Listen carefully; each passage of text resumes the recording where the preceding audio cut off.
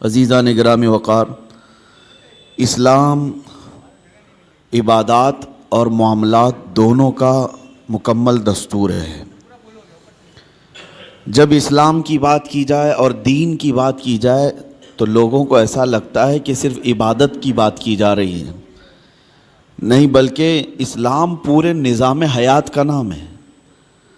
اس میں معاملات بھی ہیں اور عبادات بھی ہیں، اور دونوں کو اگر تقسیم کر دیا جائے عبادات اور معاملات، تو میں آپ کو بتاؤں کہ 25% صرف عبادات ہے اور 75% معاملات ہے۔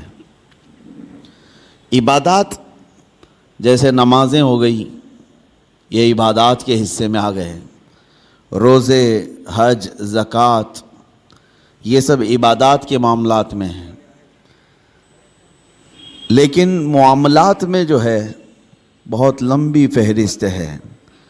تمہارے گھر کے اندر تمہارے بچوں کے حقوق، بیوی کے حقوق، ماں کے حقوق، باپ کے حقوق، پڑوسیوں کے حقوق، پھر لین دین کے معاملات، تجارت کے معاملات، قرض کے معاملات، پھر عدالت کے معاملات، فیصلوں کے معاملات، زندگی کے بہت سارے معاملات، یہ سب معاملات میں ہیں۔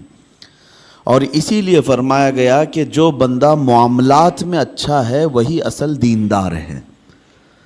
بہت سارے لوگ کیا سمجھتے ہیں کہ یہ نمازی ہے، ہمیشہ مسجد کا پابند رہتا ہے، تو اسے دیندار ہی سمجھتے ہیں۔ ہونا تو چاہیے کہ وہ دیندار ہو، لیکن اس کے معاملات کو بھی دیکھو کہ اگر وہ معاملات میں گڑبڑ ہے، یعنی لوگوں کے پیسے کھا جاتا ہے، لوگوں سے جھوٹے وعدے کرتا ہے، یا پھر دھوکہ دھڑی کے کاموں میں ملوث ہے، تو وہ شخص دیندار نہیں ہے۔ عبادات میں تو وہ پکا نظر آتا ہے، لیکن معاملات میں کچا ہے، تو اسے دیندار نہیں کہا جاتا۔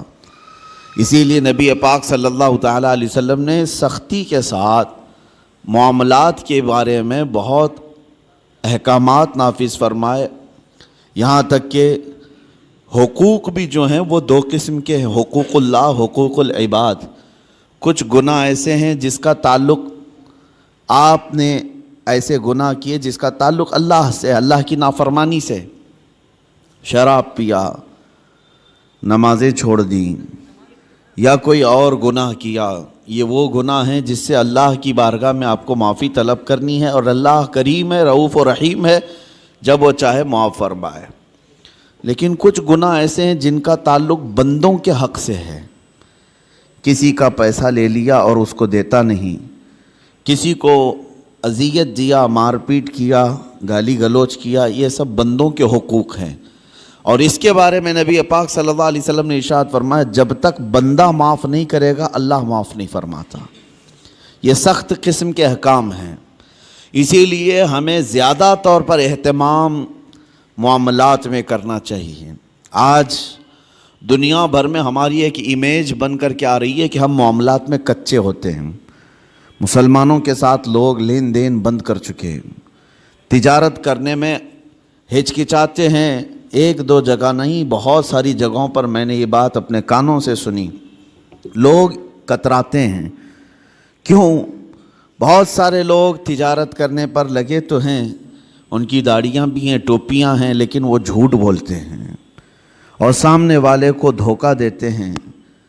میں سب کی بات نہیں کرتا، لیکن چند لوگوں کے اس طرح کی حرکات سے اسلام اور مسلمانوں پر ایک عظیم دھبہ ہے۔